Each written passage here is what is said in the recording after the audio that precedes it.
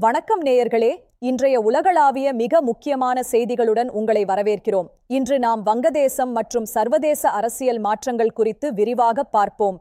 வங்கதேசத்தில் பென்பி தலைவர் தாரிக் ரஹ்மான் புதிய பிரதமராக பதவியேற்கிறார். இது அந்த நாட்டின் அரசியலில் ஒரு மிக முக்கியமான மற்றும் வரலாற்று திருப்பமாகும். சுமார் 20 ஆண்டுகால வெளிநாட்டு வாழ்க்கைக்கு பிறகு தாரிக் ரஹ்மான் தற்போது தாயகம் திரும்பி மிகப்பெரிய தேர்தல் வெற்றியை பெற்று ஆட்சிக்கு வருகிறார். சமீபத்தில் நடந்த பொதுத் தேர்தலில் அவரது பிஎன்பி கட்சி அமோக வெற்றி பெற்று ஆட்சியை கைப்பற்றியுள்ளது. இது அவரது ஆதரவாளர்களிடையே பெரும் உற்சாகத்தை ஏற்படுத்தியுள்ளது. வரலாற்று சிறப்புமிக்க இந்த பதவியேற்பு விழா டாக்காவில் உள்ள நாடாளுமன்ற வளாகத்தில் பிரம்மாண்டமாக நடைபெற உள்ளது. இதற்கான பாதுகாப்பு ஏற்பாடுகள் தற்போது தயார் நிலையில் உள்ளன. இந்த விழாவில் சீனா, இந்தியா மற்றும் பாகிஸ்தான் உள்ளிட்ட பல்வேறு நாடுகளின் உயர்நிலை பிரதிநிதிகள் கலந்து கொள்கின்றனர். இது புதிய அரசுக்கு சர்வதேச அங்கீகாரத்தை வழங்கும். இந்தியாவின் சார்பில் மக்களவைத் தலைவர் ஓம் பிர்லா இதில் பங்கேற்று இந்தியாவின் வாழ்த்துக்களை தெரிவிக்கிறார். இது இரு நாடுகளுக்கு இடையிலான உறவில் புதிய அத்தியாயத்தை தொடங்கும். புதிய அரசுக்கு பொருளாதாரத்தை மீட்டெடுப்பது மற்றும் ஆடைத் தொழில்துறையை மேம்படுத்துவது போன்ற பெரும் சவால்கள் உள்ளன. முதலீட்டாளர்களின் நம்பிக்கையை பெறுவது மிக அவசியமாகும். தாரிக் ரஹ்மானின் புதிய ஆட்சி எவ்வாறு அமையப்போகிறது என்பதை உலக நாடுகள் மிக கூர்ந்து கவனித்து வருகின்றன. அடுத்த சில மாதங்கள் வங்கதேசத்திற்கு மிக முக்கியமானதாக இருக்கும். அடுத்ததாக மத்திய கிழக்கில் மிக முக்கியமான ஒன்றான ஈரான் அமெரிக்க அணுசக்தி ஒப்பந்தம் குறித்த மிக முக்கியமான சில நகர்வுகளை இப்போது விரிவாக பார்க்கலாம். அணுசக்தி ஒப்பந்தத்தில் சில முக்கிய சமரசங்களை செய்ய தயாராக இருப்பதாக ஈரான் தற்போது சிக்னல் கொடுத்துள்ளது. இது சர்வதேச அரசியலில் ஒரு எதிர்பாராத திருப்பமாக பார்க்கப்படுகிறது. தங்கள் மீதான பொருளாதார தடைகளை நீக்கினால் அணுசக்தி திட்டங்களின் வேகத்தை குறைக்க தயார் என ஈரான் தெரிவித்துள்ளது. இது அந்த நாட்டின் பொருளாதாரத்திற்கு உதவும். ஜெனீவாவில் நடைபெற்ற மறைமுக பேச்சுவார்த்தையில் இரு நாடுகளுக்கும் இடையே ஒரு பொதுவான உடன்பாடு எட்டப்பட்டுள்ளது. இது உலக அமைதிக்கு ஒரு நல்ல தொடக்கமாக கருதப்படுகிறது.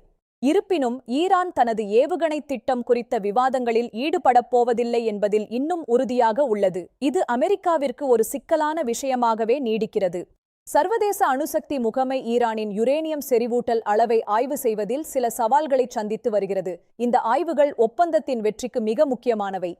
மூன்றாவதாக, ஜெர்மனியின் மூனிச் நகரில் நடைபெற்ற பாதுகாப்பு மாநாட்டில் சீனா மற்றும் ஜப்பான் இடையே ஏற்பட்டுள்ள ராஜதந்திர மோதலை பற்றி விரிவாக பார்ப்போம். தைவான் விவகாரத்தில் ஜப்பானின் கருத்துக்களுக்கு சீன வெளியுறவு அமைச்சர் வாங் யி கடும் கண்டனம் தெரிவித்துள்ளார். ஜப்பான் வரம்பு மீறி செயல்படுவதாக அவர் குற்றம் சாட்டியுள்ளார்.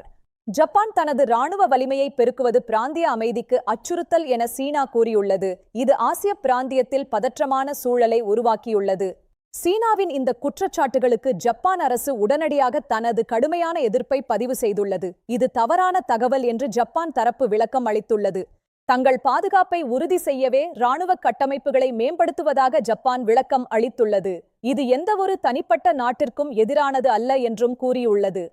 பழைய கால ராணுவவாதக் கொள்கைகளை ஜப்பான் மீண்டும் கொண்டுவர முயல்வதாக சீனா எச்சரித்துள்ளது. இது வரலாற்றை தவறாக சித்தரிக்கும் செயல் என்று சீனா கருதுகிறது. இறுதியாக, துருக்கி அதிபர் எர்டோகனின் ஐக்கிய அரபு அமீரக பயணம் திடீரென ஒத்திவைக்கப்பட்டுள்ளது குறித்த தகவல்களை இப்போது விரிவாக பார்க்கலாம். அமீரகத் தலைவர் முகமது பின் சயீத்தின் உடல்நலக் குறைவு காரணமாக இந்த பயணம் ரத்து செய்யப்பட்டுள்ளதாக துருக்கி அதிபர் அலுவலகம் அதிகாரப்பூர்வமாக அறிவித்துள்ளது. ஆனால் அமீரகத் தரப்பில் அவரது உடல்நிலை குறித்து எந்த அதிகாரப்பூர்வ விளக்கமும் அளிக்கப்படவில்லை. இது பலதரப்பட்ட ஊகங்களுக்கு சர்வதேச அளவில் வழிவகுத்துள்ளது. எர்டோகனின் எக்ஸ் பக்கத்தில் பதிவிடப்பட்ட தகவல் பின்னர் திடீரென நீக்கப்பட்டது பெரும் விவாதத்தை கிளப்பியுள்ளது. எதற்காக அந்த பதிவு நீக்கப்பட்டது என்பது இன்னும் மர்மமாகவே உள்ளது. இது இரு நாடுகளுக்கு இடையே உள்ள சில ராஜதந்திர சிக்கல்களையே காட்டுவதாக ஆய்வாளர்கள் கூறுகின்றனர். இரு நாடுகளுக்கும் இடையே சில மறைமுக மோதல்கள் இருக்கலாம். இந்த பயணம் மற்றொரு தேதியில் மீண்டும் திட்டமிடப்படும் என்று துருக்கி அரசு அறிவித்துள்ளது. இரு நாட்டுத் தலைவர்களும் தொடர்ந்து தொடர்பில் இருப்பதாக கூறப்படுகிறது. இன்றைய செய்திகளின் சுருக்கம். வங்கதேச பிரதமரின் பதவியேற்பு மற்றும் சர்வதேச அரசியல் நகர்வுகள் குறித்து நாம் இன்று விரிவாக பார்த்தோம். மீண்டும் ஒருமுறை செய்திகளை சுருக்கமாக பார்ப்போம். மேலும் இதுபோன்ற செய்திகளை தெரிந்து கொள்ள எங்களை பின்தொடருங்கள்.